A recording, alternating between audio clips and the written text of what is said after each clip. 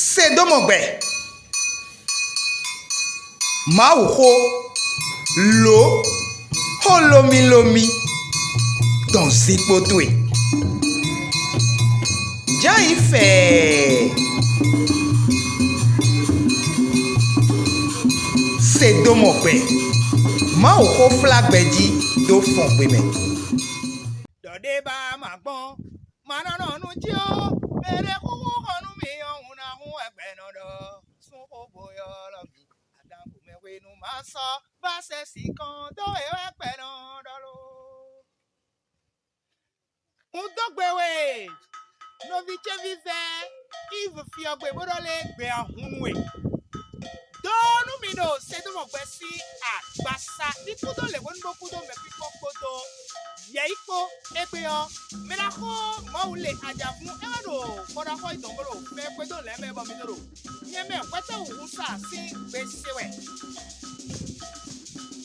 Now we gaga we are, Estelle, you are the Husa, Ewano day. Where must we told ya, let's see, ye or Metrobo, Mino, Amo, Dagger, Beton, Low, Doko, and I general over to go. Epiam, Yano, Hodo. Wema Joeliton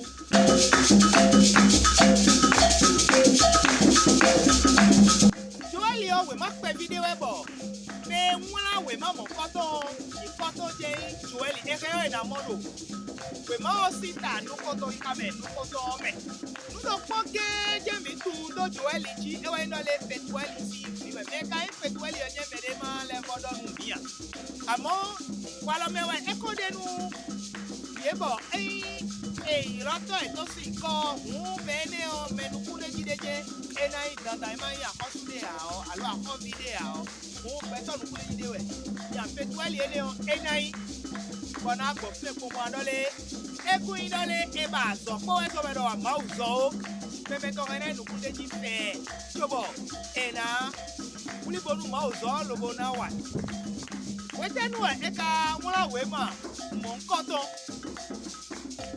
no kole fe udo we mai lo si kodi do me o ewe wenu enwula ona tu amo mi po nwe ko edo do we ma o mele o mi he o mi na so yi epo we afene baton kaka so yi epo we nuoton kene baton kunofo for energy Jesu we sombo mi do mo ewe indole we ma odo kento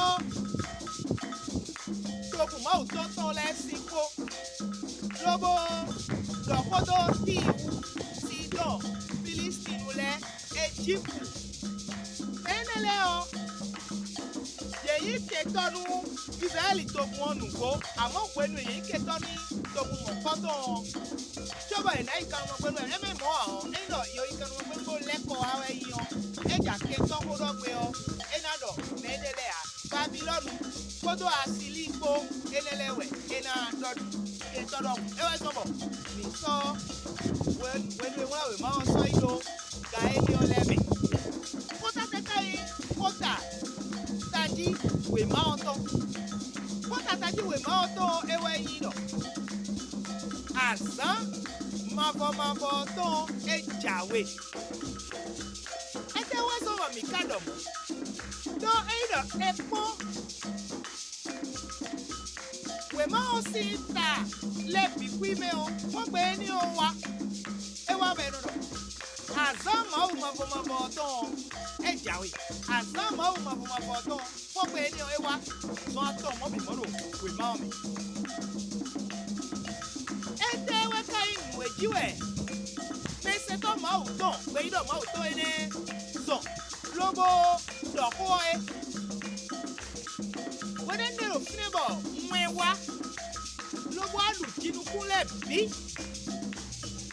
endo we ni o Fongbé o ti di esi e pere aye ni gbodo bo sakle komo bo sakle wa lo wa so we ko gbe dudu bo eto be ati bo se igbade aye Enewe mi aro bade pa ifo amoto oblewe ino to we ko gbe dudu bodo to ameyo nwe wa gbogbo jeji to rodu bi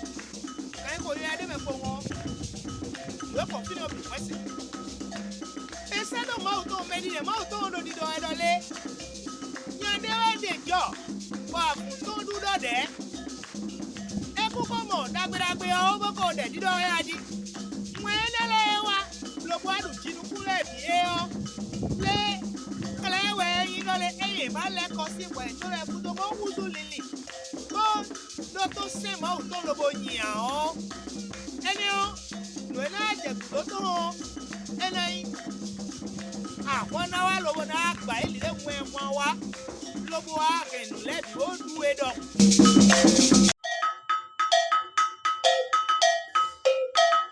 ẹ̀dẹ́ka yìí nùyàn wuli wẹ̀ máa tán ẹ̀nà kílẹ̀ pọ̀ndọ̀lé máa wọ̀ ẹ̀yìn máa wù gbé jiná tọ̀ nùkó ẹ̀yìn máa wù wẹ́ jíjọ́ náà nùkó ẹ̀yìn máa wù kò mẹ́yọ́ tó àmọ́ wẹ́ jíjọ́ tán ẹ̀nà sán lọ́wọ́ náà sán sábọ̀ tó. Como enyo to si pedia. Afun egba mi kae o eno dudo dandame. Nueyi nunyawuli we ma oton ni. Mete kai beto nukunde ji edo we ma me. Mede foya Joeli jewe. Bo yewe eka de klisu klebono we ma me. Soit et son clé. Le obidi. Mais nana, yes, c'est mi donc. Et ouais, quand il fait mon coton, ouais, nous, il ouais, nous, yes, c'est mes ouais. Mais les dans les pieds, par contre, on les prend les soldats, ouais, nous, bon, et fait que you, ouais, son boy, you are the polo et le finet. Bon, Pierre, ouais, y'a quoi, il peut en côté cadeau. Et là, oh, mais, nous, des. Mau mavo kodo dai. Fongbé ino Joeli die o. Ewe lo jije we egbe di we dole. Na funfun ye jegbon. Apasale fiji. Wu Jesu o e de kledi me na yesi se ni do. E kale de kledi me na da we do. Bo. E te mi kana le do. Mau mavo si